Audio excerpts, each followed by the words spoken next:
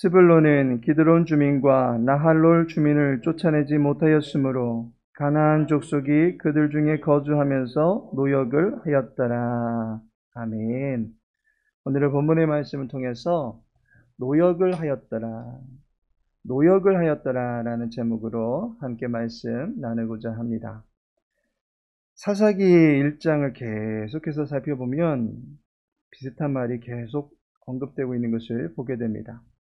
각 지파들마다 분배받은 땅이 서로 다르고 또한 그 땅 지역에 사는 족속이 다 다름에도 불구하고 이스라엘 지파는 서로 같은 모습을 나타내고 있습니다.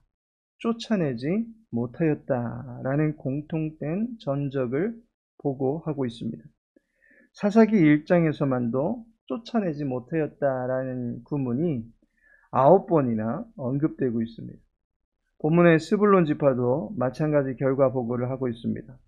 스불론은 기드론 주민과 나할롤 주민을 쫓아내지 못하였으므로 라고 말씀하고 있습니다. 사사기 기자는 이 결과를 이유 없이 기록하지는 않을 것입니다. 2장에 들어서면 이 일에 대한 심판이 나타납니다. 이 결과는 이스라엘을 공경에 빠뜨리게 될 것이 뻔합니다. 계속적으로 언급되는 정복의 실패를 두고서 교훈을 얻을 수 있어야만 하는 것입니다. 계속해서 시행되는 지파별 정복전은 끝내는 쫓아내지 못했습니다 라는 보고로 이어지고 있습니다. 이와 같은 정복 결과는 사사기를 읽는 독자에게 어떤 가르침을 주고 있는 것입니다. 첫 번째 가르침이 적당주의를 조심하라 라는 것입니다. 갈라디아서 5장 9절을 보시면 적은 누룩이 온 덩어리에 퍼지느니라 라고 말씀하고 있습니다. 이것은 바울이 갈라디아 교회 내에 이상한 가르침을 전하는 이들의 그 헛된 가르침을 경계할 때 주었던 말입니다. 그리스도에게서 떨어지게 만드는 잘못된 가르침은 비록 그것이 누룩과 같이 아주 작다 할지라도 결국에는 온 덩이에 퍼지면서 분위기를 완전히 망쳐버리게 된다라고 하는 것입니다. 지금 이스라엘 지파 내에는 누룩이 퍼지듯이 적당주의가 자리하고 있습니다. 1장 19절에서 유다 지파가 쫓아내지 못했습니다 라는 그 결과를 시작으로 이후로 베냐민 지파도 요셉 지파도 그리고 스불론 지파도 또한 이후에 언급되는 모든 지파들이 하나같이 쫓아내지 못하는 일이 계속되고 있습니다. 이스라엘 백성들도 형제 지파를 보니까 가나안 거민을 그대로 놓고 지내는 것을 보게 됩니다.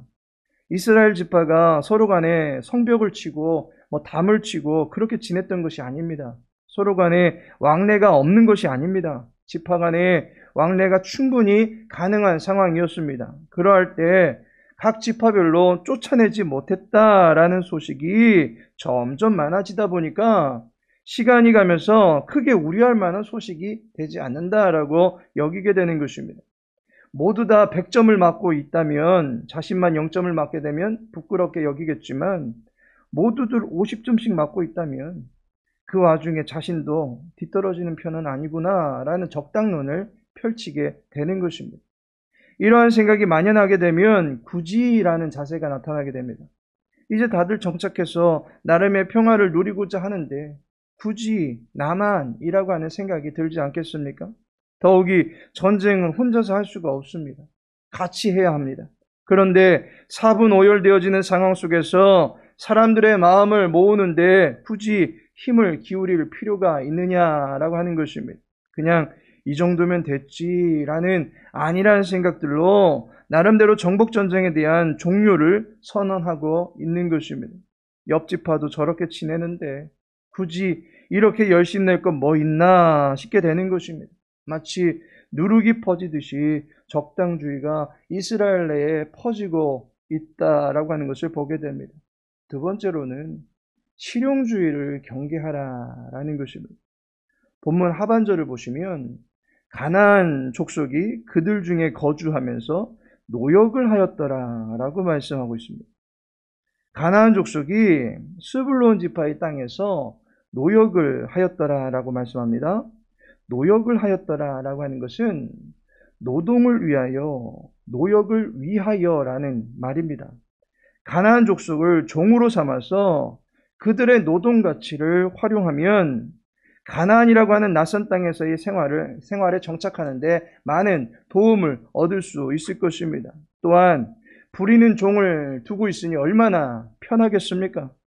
애굽에서의 종살이 하던 때와는 달리 이제는 자신들이 종을 부릴 수 있으니 얼마나 수월하겠습니까? 또한 노역을 위하여라는 이 말 속에는 단순히 노동력 분야만 지칭하고 있는 것이 아닙니다. 곡물이나 조공을 위하여라는 의미도 담고 있기 때문에 가나안 족속에게서 꼬박꼬박 세금을 받아가면서 나름대로 왕노릇 해보려 하는 것도 있는 것입니다.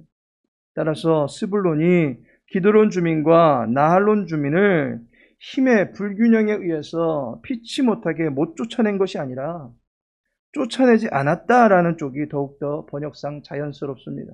스불론 지파는 그들 땅에 있던 가나안 거민을 자신들의 종노릇을 하게 할 심산으로 남겨둔 것입니다.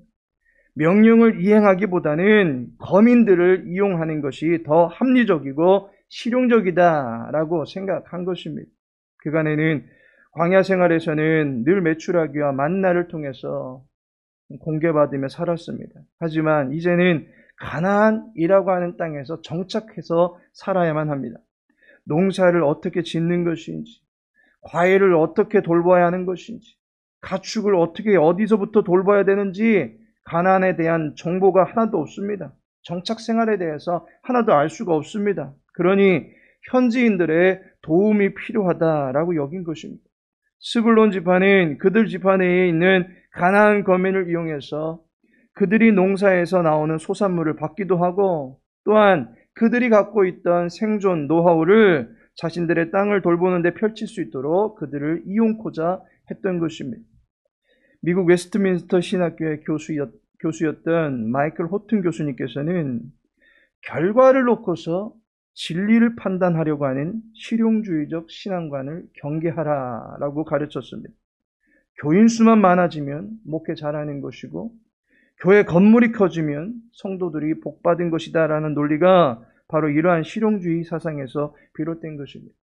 아무리 그 땅에서 편리하게 지낼 수 있고 또한 정착 생활을 하는데 큰 도움을 얻을 수 있고 그로 인해서 형통함을 누리며 모든 유용함을 누리고 있는 것 같다 할지라도 하나님 앞에서는 그 모든 것들을 배설물로 여길 수 있어야만 하는 것입니다. 하나님께서 우리보다 지혜가 없어서 애시당초 그런 방법을 모르시고 가서 진멸하라고만 말씀하셨겠습니까? 하나님은 가나안 거민을 진멸하기를 바라셨습니다. 가나안 거민을 쫓아내지 않으면 그들의 불순한 영적 기류가 이스라엘 내로 유입될 것이 뻔합니다. 아무리 맑은 물이고 당장에 떠먹을 수 있는 약수가 있다 할지라도 오염수가 한 방울, 두 방울 계속해서 유입되면 그 물은 결국에는 똥물이 될 수밖에 없는 것입니다. 쫓아내지 못한 것은 실용주의라는 차원에서는 지혜를 주장할 수 있다라는 전적이 될 수가 없습니다. 도리어 순금을 24K, 18K 결국에는 도금과 바꿔가면서 더 반짝이니까 좋은 거 아니냐고 말하는 것과 똑같은 것입니다. 하나님께서 사랑하시는 성도 여러분, 적당주의, 실용주의가 이스라엘 내에 유입되면서 정복정쟁의 그 시대의 용맹함은 온데간데 없이 사라지고 안일함과 안락함에 젖어들어 버렸습니다. 물론 이것이 여호와께서 주신 평안에서 오는 안락함이라면 문제가 없겠지만 죄의 요소가 주변에 질비하게 포진해 있는데 나는 괜찮아, 나는 문제없어 라고 해본들 결국 누룩과 같이 퍼지는 죄악은 우리의 마음을 무디게 만들고 병들게 만들고 심지어 죽게 만들 수도 있는 것입니다. 어쩌면 우리가 예상하는 것보다 죄는 더욱더 강력한 힘을 가지고 있다라고 보아야 할 것입니다. 적당히 대응해서 승리를 얻는 경우보다 수많은 순교자들의 피를 통해서 방어막을 구축해낸 것이 지금의 교회이다라고 하는 것을 볼 때 순교는 아니더라도 죽을 수도 있으니라는 생각으로 죄 앞에서 정신을 바짝 차리는 자세가 필요한 것입니다. 베드로 사도는 근신하여 깨라라고 말하고 있습니다. 악한 영이 활개칠 수 있음을 경계하면서 나 자신 또한 약함에 물들어서 적당한 노선을 펼치고자 하는 생각에 빠져들 수 있음을 늘 염두에 두라라고 말하고 있는 것입니다. 또한 예수님께서는 기도 외에는 이러한 악한 유가 떠나갈 수 없음을 알고 늘 기도하라라고 가르쳐 주셨습니다. 기도하는 것 노동입니다. 나약한 육신은 편안함을 추구하겠지만 주님은 겟세마네에서 전심을 다하여 사명을 놓고 기도하셨던 것을 보게 됩니다. 우리의 신앙의 성결과 믿음 생활의 승리를 위해서 기도하면서 여호와의 뜻이 우리의 삶의 모든 영역에서 이루어지기를 간절히 구해야만 할 것입니다. 믿음의 진보와 승리를 위해서 함께 기도하고 서로 깨울 수 있는 복된 공동체가 되기를 예수님의 이름으로 축복합니다.